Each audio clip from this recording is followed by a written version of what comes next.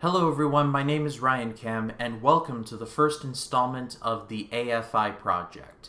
In this series, I'm going to be watching and reviewing every movie on the AFI's top 100 movies of all time list. Everything from Citizen Kane, which we're going to be talking about today, all the way down to Ben-Hur, and everything in between. This is going to be a very long-running series, so I don't want to waste any more time. We've got a lot of movies to cover over the next few months or however long this lasts. So without any further ado, let's dig in. Starting with the movie that many consider to be one of the, if not the greatest of all time, Citizen Kane. This was written by and directed by Orson Welles. It was released in 1941, and it tells the story of Charles Foster Kane, played by Welles. And to best describe the plot of this movie is basically Charles Foster Kane is a man who had everything. But by the end of his life, he had everything, but he also had nothing.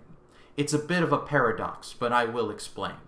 I think people underestimate how crazy a movie this was when it was released, especially in the making of it. Citizen Kane was unlike any other movie that had been made at the time because of one man, Orson Welles. Welles had become a success thanks to his Mercury Theatre Company, who had produced a lot of Shakespeare plays, as well as the 1938 radio show The War of the Worlds. And every major studio in Hollywood was just trying their damnedest to get Welles under contract, and Welles just wouldn't budge, until RKO gave him an offer that he wanted, with some conditions. Welles wanted complete creative control and control of the final cut, which at the time of that was just unheard of. But he got it anyway.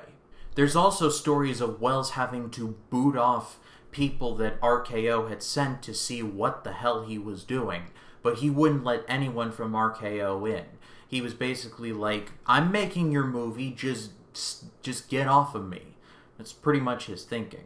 But in the lead up to watching Citizen Kane, I just remember being so intimidated by it because literally every film critic, every film fan has revered Citizen Kane in some degree.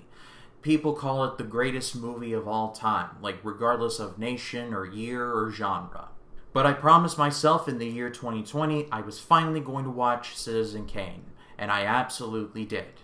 And I loved it. I will be talking about spoilers to a certain extent, but the movie is very old, and I do highly recommend that you watch it. I won't be going at this blow by blow, but I will be talking about some of the more important stuff.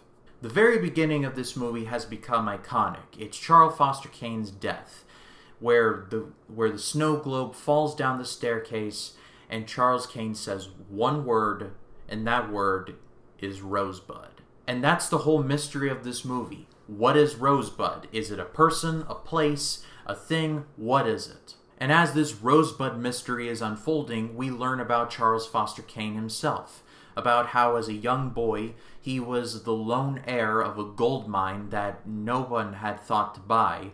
It was bought for pennies, but it turned out to be like one of the biggest gold mines ever. So he became very rich very quickly. And by the age of 21, Kane had basically all the money in the world. He could basically live off of those assets for the rest of his days.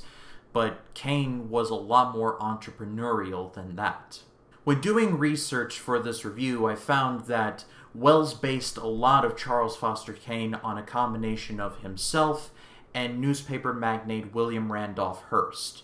And yeah, it's not really hard to see the comparisons, at least if you're looking for them. Among many of the things that Kane inherited, including oil and precious metals, he inherited a newspaper, the New York Enquirer. And that was the one thing that Kane gave a damn about in that whole inheritance.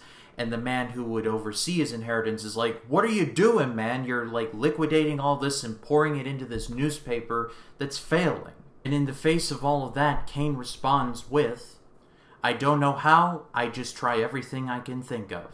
He eventually turns the New York Enquirer into a massive success. And because of this, people start looking more into his personal life and find that he's pretty eccentric. Like, he's out there. He's on a different wavelength.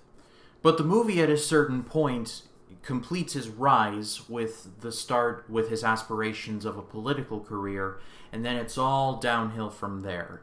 Basically, through a series of scandals, everything just goes south for him. He expands his newspaper operations and he becomes the wealthiest man in America, but he feels very superficial and he basically, at the end of his life, has no one to share his wealth with. He wants love, and he just never got it. And in terms of what Rosebud is, Rosebud was Charles's sled when he was growing up. There's an important scene near the beginning of the movie where we see Charles Foster Kane as a child. It's the only scene that we see of him as a child. He's riding a sled, and on that sled is Rosebud. He started out a life of privilege, like at the very beginning, with people telling him that he's special, but just telling him that to curry favor, I suppose. That, among many reasons, is why I say Citizen Kane is about a man who had nothing, but simultaneously nothing. Kind of like the story of Job, but in reverse. But at the end of the day, Citizen Kane is absolutely amazing. The greatest movie of all time? I don't know about that, but it is certainly in the conversation for it, at least in my opinion. Wells's phenomenal acting combined with Bernard Herrmann's amazing score and some revolutionary cinematography that was well ahead of its time, among many reasons, is why I absolutely love this movie, and I am definitely going to see this many times throughout my life. But that is all for me, guys, and that is just the very beginning of the AFI project. Next up is The Godfather from 1972, and then Casablanca from 1959. But if you liked this video, please be sure to leave a like, comment your thoughts on Citizen Kane down below, and if you want to see more videos like this, hit the subscribe button and click the bell to allow notifications. That way, when a new video drops, you will be the first to know. My name is Ryan Cam, and I'll see you in the next one.